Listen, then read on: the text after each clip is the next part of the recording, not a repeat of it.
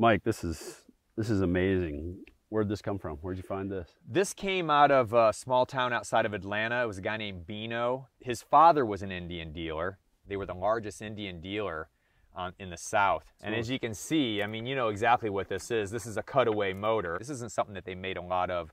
And the significance of this motor, other than it being a cutaway, is that it's the first-year chief. So this would have been something that they would have educated the dealers with when they came to the factory, you know, so they could go through the motion on the new motor and look at the flywheels and see what the difference is between it and the Scout. And go through the gears. If you notice the Schebler carburetor, the bowl is actually cut out here. There's actually a cork floating there. Still that's a cork cut in in half. I know, it's unreal. You know, the detail on this motor is incredible, and you know as well as I do that all of this was done by hand back then, a lot of it, you know. Is this something that you guys are still doing with these cutaways? I mean, anytime you do any significant technological advance, you know, you want to do something to communicate it to the public, and like you said, to the dealers. We don't do a lot of them. It's not like you casually go out and do this. It takes a lot of time. They're expensive, and it's pretty meticulous work, so it's not something you'd approach casually. And this one's really detailed. I mean, they really cut away a lot. I mean, to go to the trouble of doing the carburetor, to go to the trouble of doing nickel on the the cylinders. Yeah. But a lot of people, when they look at something like this, even if you don't like motorcycles, you know, even if you're not a real true enthusiast like a lot of us are, it's a piece of art. It's art in motion. And I think that's what's cool about it. There's a level of craftsmanship that goes hand in hand with the work that they were doing.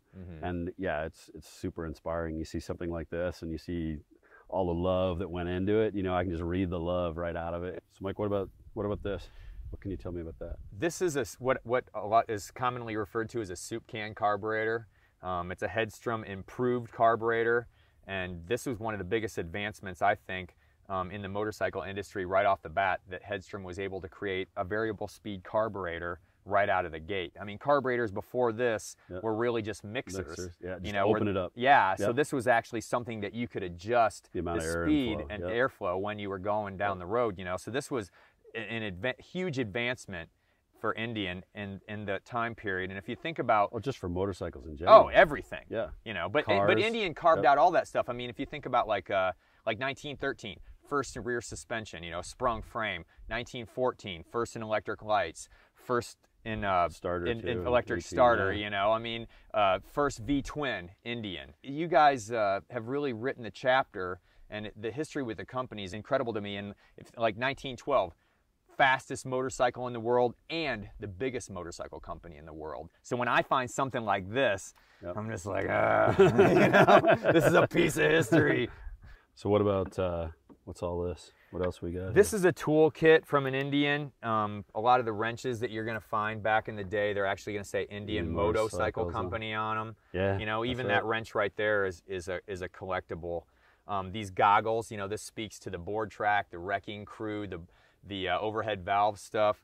You know, with motorcycles in general back then, they didn't make specific helmets, they didn't make specific eyewear, anything like that. All of that stuff came over from the aviation industry, you know.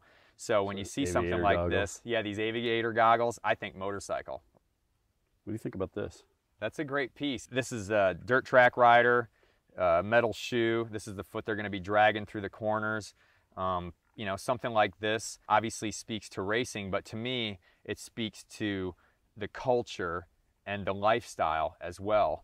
What's great about this piece is the leather boot still here. I find the metal shoes a lot of times, but I never find the boot itself. Yeah, and you can really tell that's the boot. Yeah, it is, man. In there, yeah. It's got the imprint. So where did this come from? How much chicken crap did you have to dig through to get to this? Actually, I didn't have to pull this out of anything like that. The Power Plus motor came out in 1916 with Indian, side valve, flathead. You know, the cool thing about this motor is Harley didn't come out with anything like this until the 30s when they come out with the VL series, you know, things like that. So actually, a lot of the Harley guys back in the 30s, when Harley introduced their new motor and it looked like this, they thought it was a ripoff of the Indian motorcycle company. Wow. Yeah. Does something like this inspire you as far as like the design that you have to do now? Yeah, we're trying to make a connection. Definitely trying to make a connection. You got to be able to look back there and see all that heritage, you know.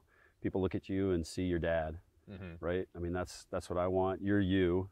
You're not him, but you're his direct lineage, and that same kind of, I want that same kind of level of recognition.